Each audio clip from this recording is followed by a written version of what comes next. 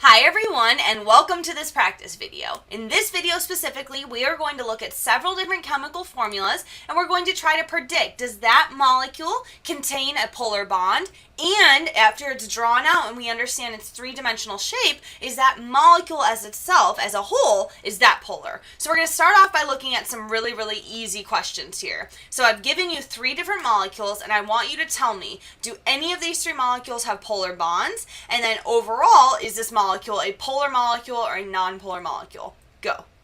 Alright, did you get an answer? Hopefully you did, but if you didn't, don't worry about it. But the first thing you have to do when you try to do this problem is you must draw out the structure of your molecule. So right away, you look at carbon dioxide and then you draw out your structure. You can start with a Lewis and then convert it to the three-dimensional geometry. But right away, I look at this and say, okay, I have carbon as my central atom and it is definitely a linear geometry. But the first thing we have to do here for this problem is try to identify if the bonds themselves are polar or non-polar. So right away, what I see is that we're looking at oxygen on one side and carbon on the other. Carbon almost always is a non-polar piece. It's electropositive. It's not pulling electrons toward it. But oxygen is our second most electronegative atom. So right away when I see this oxygen-carbon bond, I say polar. Definitely a polar bond. But the second question here is the overall molecule polar? Well, what I see is that my oxygen is significantly more electronegative than my carbon, so we would put these partial negative charges next to our oxygen. And then we see that our carbon is going to be more electropositive, so it would be partially positive. So if we were to draw in our vectors here, we would see that the electrons are going to be pulled away from the carbon atom to hover over the oxygen atom because of that strong positive charge in the oxygen center.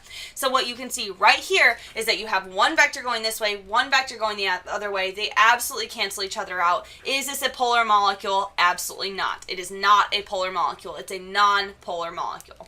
All right, moving on.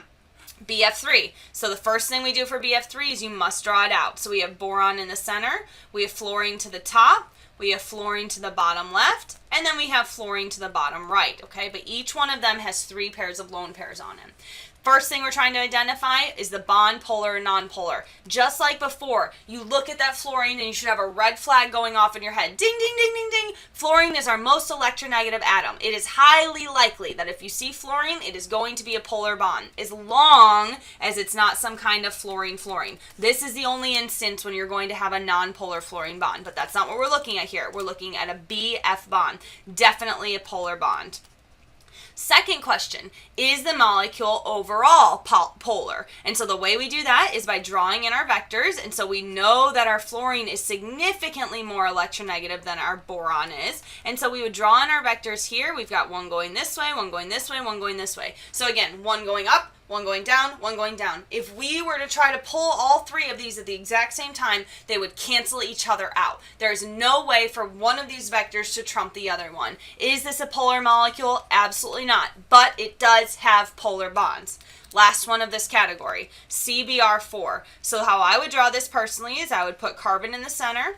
I'd put bromine on the top, just like before. It's a group 7-1, so it's a halogen, so it's going to have three lone pairs around it. But we have 4 bromines, so we're going to put one down here. Then I'm just going to add some three-dimensional geometry there by using stick and wedge. But basically what we can see is that this is definitely something that has a tetrahedral geometry. All right, so we're looking at this molecule. We see CBr4. Now what we're trying to do is figure out, is that bond specifically polar? Now we are not looking at an oxygen, a fluorine, a nitrogen, or a chlorine. So now we have to do a little bit more brain work. So what I do is draw out my little periodic table, draw out my electronegativity scale. So what I see is I have a carbon right here, very not electronegative, so electropositive, and then I see bromine, definitely something that's electronegative. So the way I would draw this out is put my partially negative charges over my bromine and a partial positive charge over the carbon. So right away, when you see this kind of difference where one's positive, one's negative, you should be thinking that is definitely a polar bond. Now, if we were to draw in our vectors, we have one going up, one going to the side, one going down here, and one going to the other direction. So for a tetrahedral geometry, if you remember, your carbon's in your center, meaning you've got 1, 2 pulling this way, and then 3, 4 pulling that way. If all 4 of them are absolutely equal but opposite, this is definitely going to cancel each other out. This is definitely a non-polar molecule. So CBr4 has polar bonds, but it is non-polar overall. Hopefully you followed that. Luckily, we have a couple more chances to try. Same question. 3 different molecules, polar bonds, polar molecule. Go. All right, did you get an answer? Hopefully you did, but if you didn't, that's okay. Don't freak out yet. But what I need you to do, the first thing is draw this baby out. So we have ammonia here. Nitrogen with a lone pair, hydrogen, hydrogen, hydrogen. So right away, you see that nitrogen, definitely electronegative, hydrogen, definitely electropositive. Right away, you know nitrogen is one of the 3 most electronegative atoms. This is definitely a polar bond. Now, is this a polar molecule? Can I very, very easily separate my negative charge from my positive charge? And I'm going to do it right now. So I have my negative side over here, positive side over here. Definitely I can separate my charges. This is 100% yes, a polar molecule.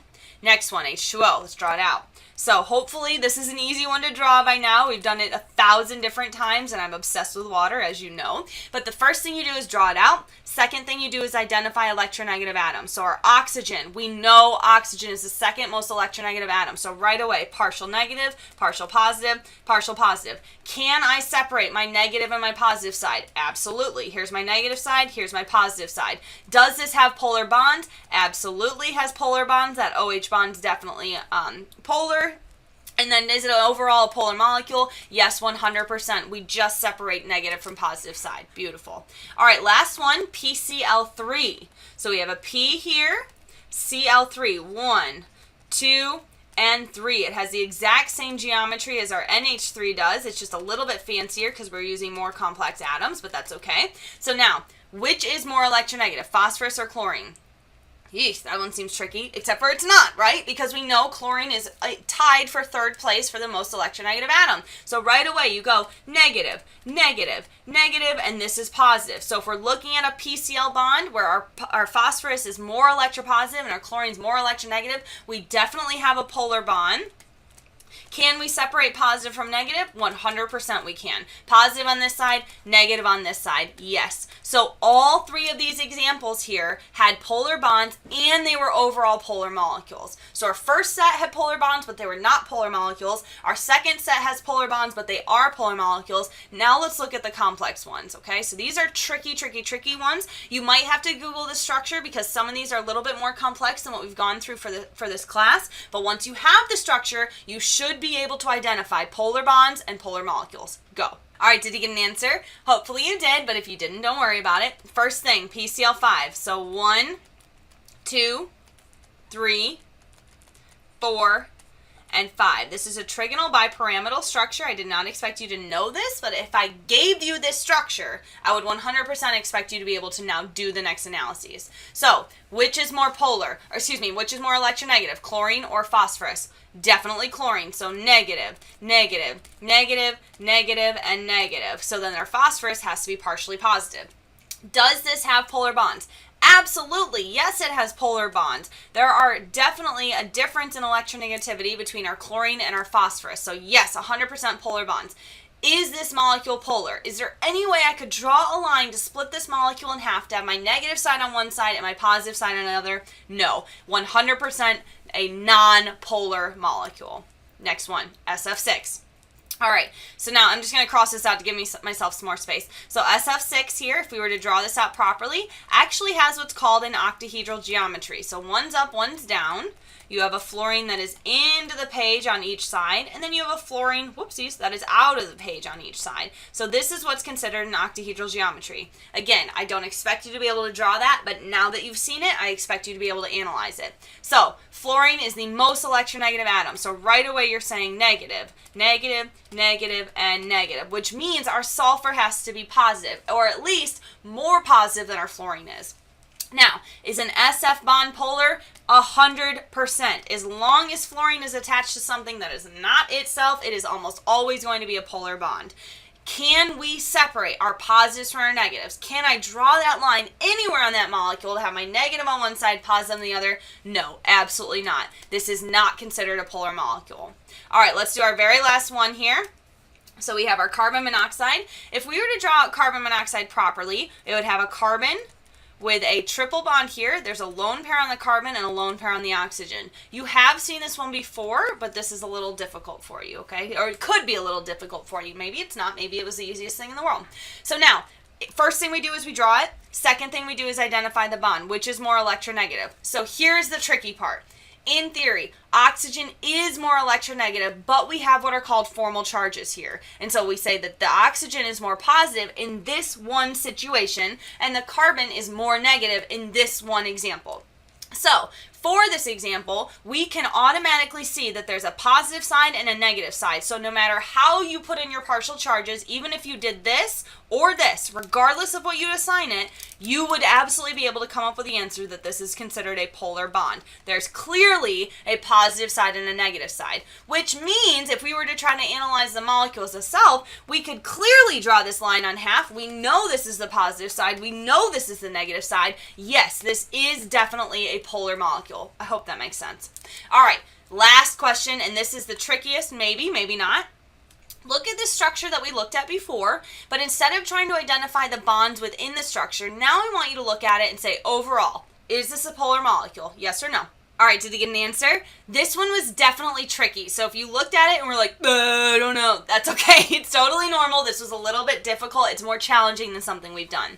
The first thing you need to do is look. Is there a fluorine, an oxygen, a nitrogen, or a chlorine? And right away we see 2 nitrogens. So automatically we can say our electrons are going to try, no matter where they're at, to get to that nitrogen. So all these electrons over here are going to drive down here and try to be with the nitrogen. Same thing on this side. They're going to drive down here and try to be with the nitrogen. So what you could say is that this would be our negative side of the molecule, and this would be our positive side of the molecule. So I'm going to erase these dipole moments here just to clean it up a little bit.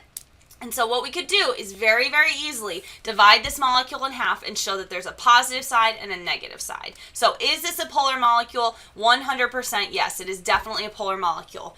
Do I expect you to be able to do that?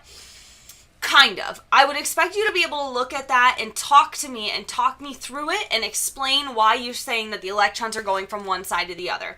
This problem I personally think is too hard for you, but if you could do that, if you understand what I just talked about, if you could do it if I gave you another example, then you are absolutely golden and you understand this material. Have a great week. Take care of yourself and drink water.